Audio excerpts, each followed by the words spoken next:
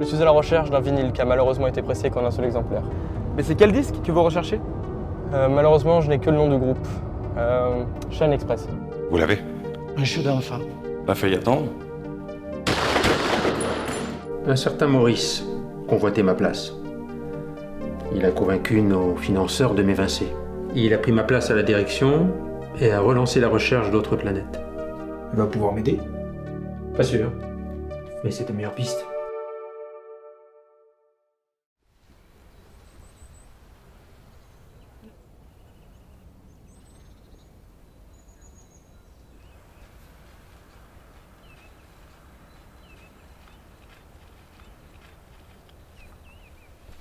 Debout. Vous n'avez pas été suivi? Non, je ne crois pas, non. Allons marcher un peu. Alors comme ça, vous êtes le fils de Jacques. C'est ça. Il serait bienvenu en personne, mais il ne peut plus marcher. Bon, je vous écoute. Vous avez 5 minutes. Pour la faire courte, j'essaie de trouver un moyen d'entrer dans le QG du département des affaires paranormales. Rien que ça. Et pourquoi donc? J'ai mes raisons. Et qu'est-ce qui vous fait croire que je pourrais vous aider? Mais parce que vous y travaillez. Si je me trompe pas, mon père vous avait personnellement recruté, non? C'est vrai. Sauf que je n'y travaille plus. Bah, j'ai démissionné. De votre plein gré? Oui. La direction a tout fait pour me garder. Maurice. Vous connaissez Maurice Perrache? Un homme visionnaire. Et paranoïaque. Particulièrement obsédé par votre père d'ailleurs. Que s'est-il passé? Je n'en suis pas fière, mais il m'a souvent demandé d'enquêter sur lui. Il savait que Jacques m'estimait beaucoup. Bien, votre père, Jacques, aurait pu refuser son licenciement, mais il ne l'a pas fait. Pour Maurice, c'est le signe que Jacques protégeait quelque chose. Et il m'a chargé de le découvrir. Et vous l'avez découvert.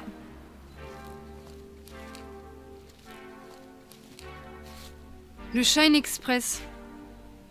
J'ignore de qui il le tient, mais il n'en a jamais parlé à personne.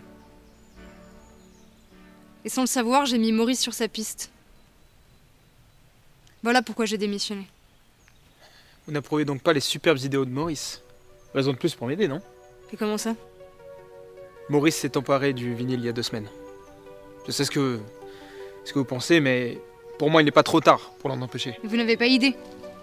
Si on vous attrape à l'intérieur, il n'est pas dit qu'on vous relâche un jour. Vous savez, ça changera pas grand-chose à ma situation. Puis c'est là que vous intervenez.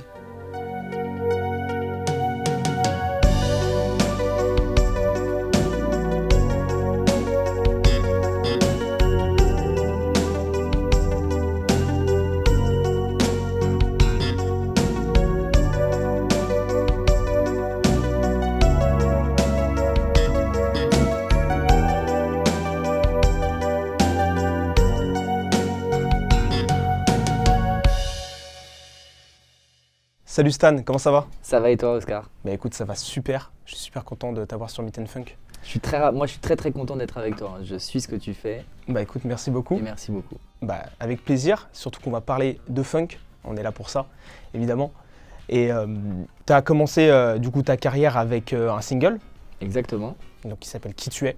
Tout à fait. Que tu as travaillé notamment avec Dabble Roujoud pour la partie funk. Je crois que tu l'as aussi coécrit avec Ota si je me trompe pas, c'est ça? Ouais, exactement. Et il y avait aussi un autre artiste qui travaillait sur le titre, c'est ça? Jérémy Chaperon, qui nous a aiguillés sur le côté plus pop et mainstream, puisque lui il fait vraiment de la pop. Là il a fait la Star Academy 7.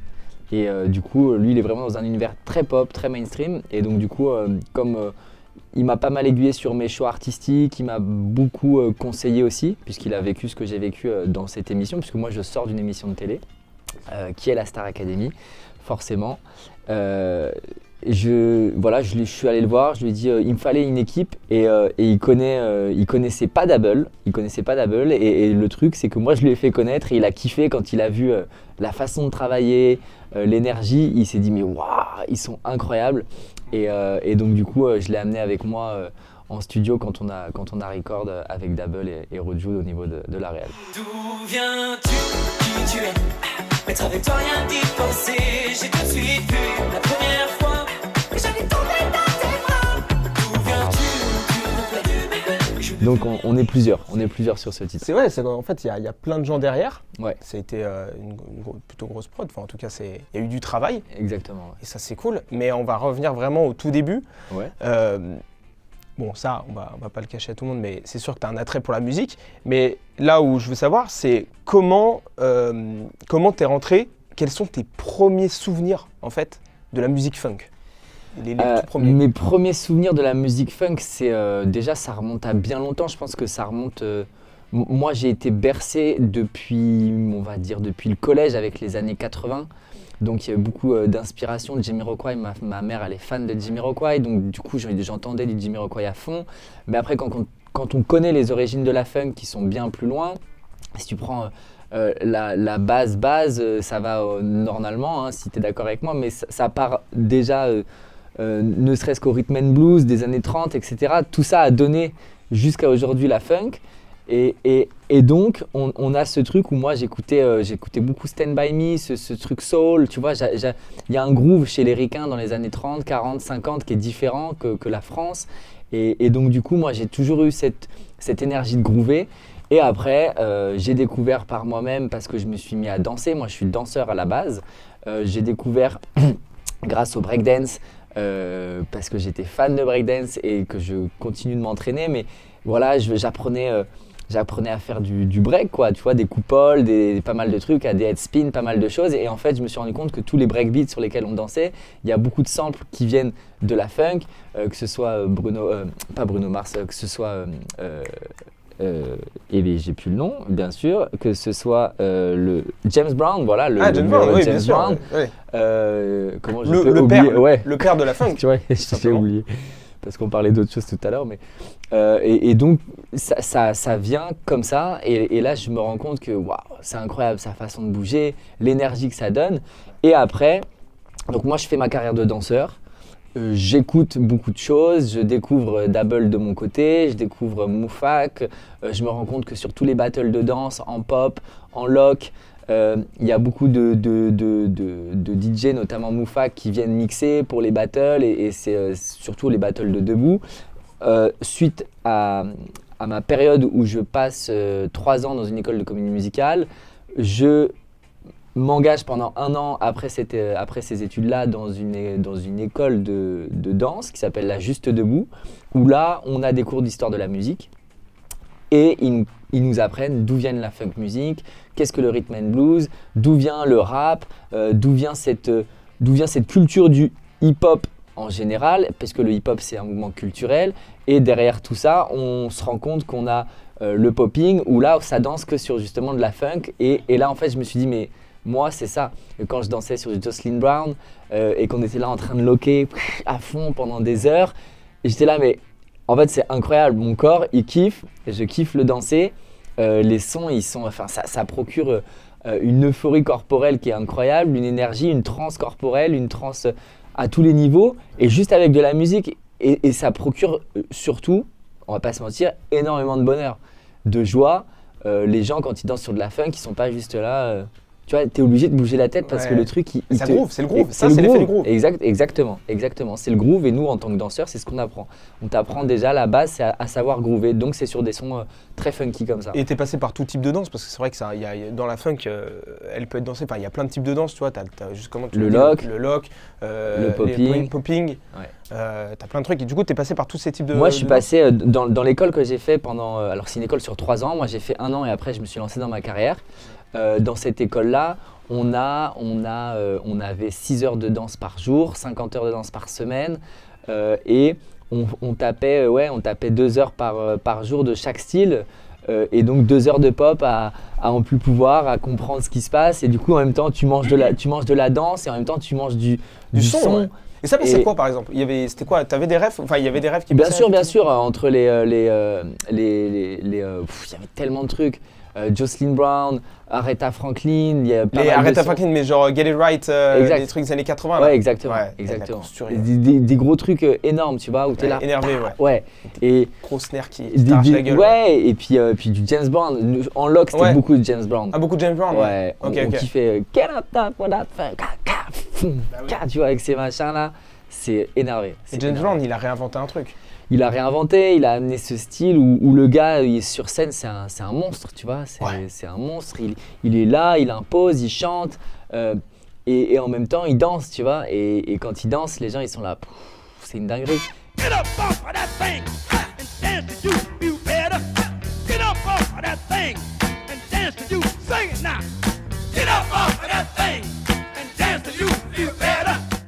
Moi, en termes d'inspiration, je me suis inspiré, ça va de vraiment beaucoup d'artistes. Il y a Jamiroquai, forcément, pour ses consonances musicales et ce rythme dancing que j'aime beaucoup, tu vois, cette dance qu'il a.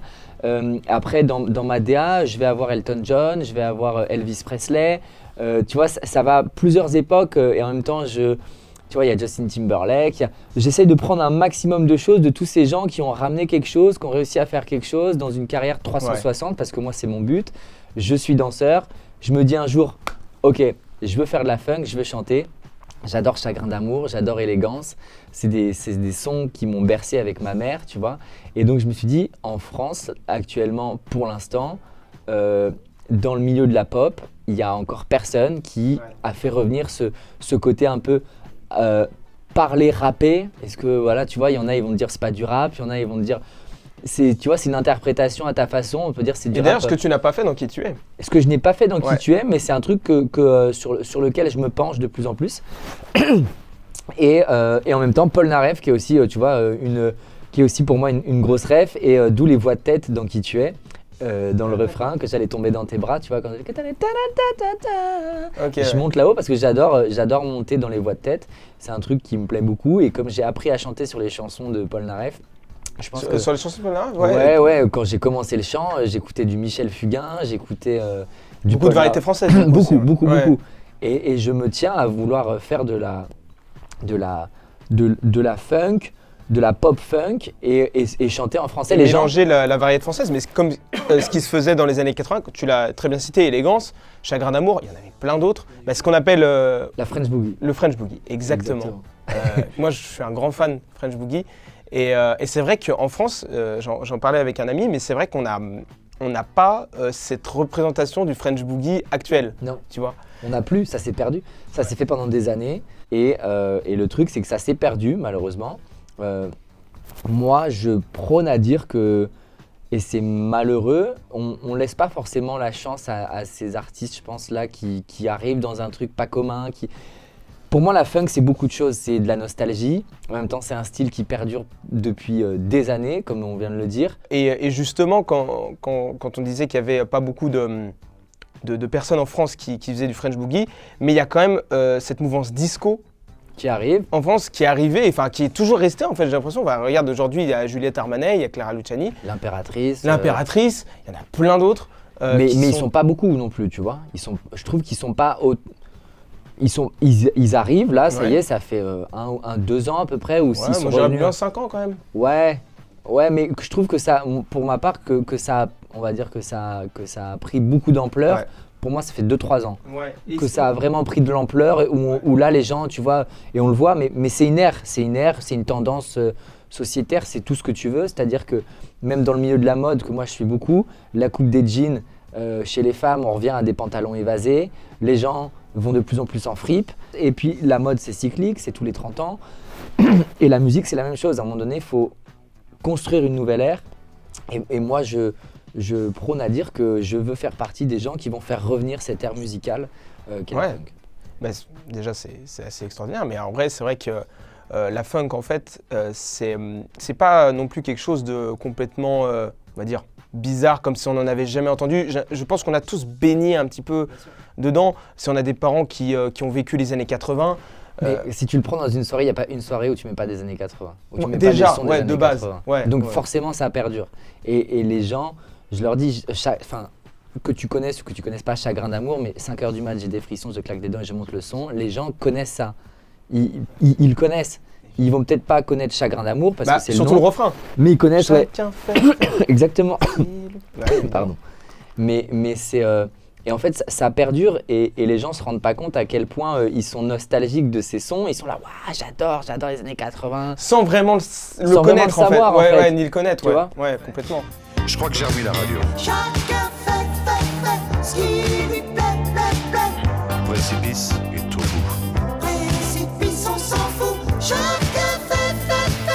Et en même temps, il y a un truc qui est pour moi indéniable, c'est que de nos jours, et ça va faire 10 ans que dans la pop actuelle, on aime la simplicité. Les jeunes, pour moi je dis, et j'ai pas peur de le dire, on est dans une ère de la médiocrité. Mais je suis complètement d'accord avec toi. C'est pour mon cas le fait que tout simplement les jeunes d'aujourd'hui veulent tout très vite.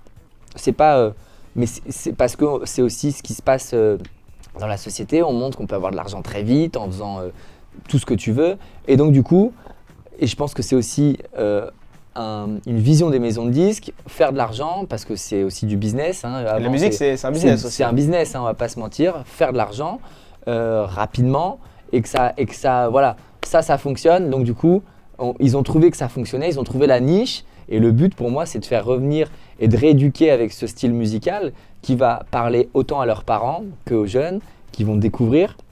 C'est réunir un peu toutes les générations, tu vois. Les parents ils vont se dire « Ah putain, ça me fait penser à, du coup, à Chagrin d'amour en termes de consonance ou la façon dont ils parlent, dont ils chantent. » Ils peuvent se référer à beaucoup d'artistes qu'eux ont connus. Comme ça, il y a un peu un lien de transmission avec les jeunes, leur dire, tu vois, leur faire découvrir leurs artistes à eux qu'ils ont connus dans leurs années. Et en même temps, que les jeunes se disent « Ah bah moi je kiffe la funk. » C'est aussi le but de réunir les gens à travers ça et de les rééduquer, j'ai pas peur de le dire, de rééduquer, même si on a un peu de mal avec ce mot, mais de rééduquer les jeunes à de la bonne musique, tu vois. Parce que c'est vrai qu'aujourd'hui, et là je te rejoins totalement, c'est la médiocrité, la simplicité. Hein. Aujourd'hui, quand on va dans un studio, on allume un ordinateur, il y a tout dedans. C'est des VST, c'est des choses comme ça, et on perd une sorte d'âme que, bien sûr, il y a encore plein de groupes, de gens qui arrivent avec il y a des vrais musiciens. On n'est pas tous comme ça. On n'est pas tous comme ça, mais surtout dans l'industrie de la pop et du rap, c'est beaucoup ça. Et par exemple, à l'époque, le rap, c'était quoi? C'était des gars, ils arrivaient, ils avaient leur vinyle. Ah putain, ça c'est lourd, vas-y, tac, je le sample. Maintenant, c'est quoi? C'est banque de samples sur Splice. Ah, ça c'est sympa, vas-y, je vais le mettre. On perd totalement. Et c'est pour ça que moi, quand je fais les interviews, j'explique aux gens, ils me disent alors ton son. Déjà, il y a une énergie qui est différente quand tu écoutes une musique qui a été faite à l'original, comme on faisait avant, quoi, tout simplement. Et c'est vrai, comme tu dis, Splice, les gens ne connaissent pas, mais c'est juste une grosse bibliothèque de sons où tu viens, tu prends ta souris, tu trouves plein de trucs. Et c'est génial parce qu'il faut vivre avec son temps aussi, on ne peut pas cracher dessus. Mais il y a le truc où tu perds, tu peux pas cracher sur le fait qu'on évolue, tu vois. Mais non, par contre, il faut vivre avec son temps, mais il faut quand même se rendre compte que c'est de la facilité. Ah oui, après, je pense que c'est un choix. Ça devient un choix. Qu'est-ce que tu veux? Est-ce que tu veux réellement faire les choses de manière précise, comme voilà, de la vraie musique? Ou est-ce que tu veux faire un truc simple et efficace et qu'on te dise bah tiens, je viens de te faire une prod et c'est tant mieux, tu vois. Sans vouloir vexer personne, bien sûr. Mais du coup, c'est là où moi je sépare beatmaker et compositeur. Tout à fait. Le beatmaker, c'est quelqu'un qui va se contenter de faire avec ce qu'il a, avec les moyens, tu vois, qu'il a. Et là, mais tu as tout à fait raison. Et c'est une vraie question aussi que moi je me posais, c'est parce que tu as énormément de beatmakers qui aussi sont de très bons musiciens, mais comme les maisons de disques ou autres leur disent bah tiens, nous on veut ce truc-là, et que c'est simple, ils vont pas, tu vois, ils vont pas chercher.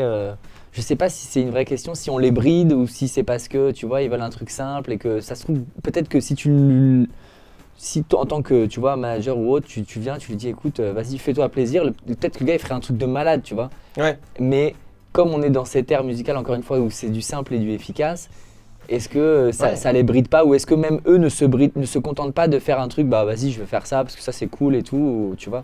Ouais, c'est une vraie question, j'ai pas de réponse à ça, mais c'est vraiment une question qu'on peut se poser, quoi. Mais ça je l'ai souvent dit, mais je trouve que c'est un truc que je répète souvent, mais c'est un truc qui je trouve est tellement dommage. On a perdu le sample, le sens, enfin je veux dire le sample à la base c'est quand même un truc que t'écoutes, qui te marque. Et tu te dis putain, je vais essayer d'en faire quelque chose, tu vois. Et aujourd'hui, malheureusement, ouais, comme on dit, c'est la simplicité. On doit vendre. Exactement. Donc on doit aller vite et on doit produire des albums rapidement. Il y a un mec qui perce, hop, on doit faire un album rapidement. Exact. Donc il faut vite qu'on trouve des prods, tu vois. Moi, en sortant, j'ai fait du coup la Star Academy. Avant ça, j'avais pour but dans ma vie, d'un jour, mon rêve c'était de danser, chanter, d'avoir un show à l'américaine, et ça c'est toujours en bonne voie, ça arrive. Mais c'est vrai que cette émission m'a permis beaucoup de choses, déjà de comprendre et moi en tant qu'artiste de me donner confiance au chanteur que j'étais. J'ai eu la chance de chanter avec des groupes, notamment Louise Attaque, qui est un groupe français archi connu. Feu Chatterton, qui pour moi sont les nouveaux Beatles français New Generation, je connais pas ça. qui sont un super groupe, très vintage, dans ce côté très vintage et la poésie française, bref, dans les textes même, ils sont très bons. Et donc du coup, à ce moment-là, en sortant, je me suis dit, ok, là, je sais ce que je veux faire, tu vois, je veux vraiment moi faire revenir ce style, comment je vais faire. Tu sors d'un truc où tu ne connais pas le milieu de la musique, je connais le milieu de la danse, mais pas celui de la musique, donc je suis allé frapper à la porte de Dabble.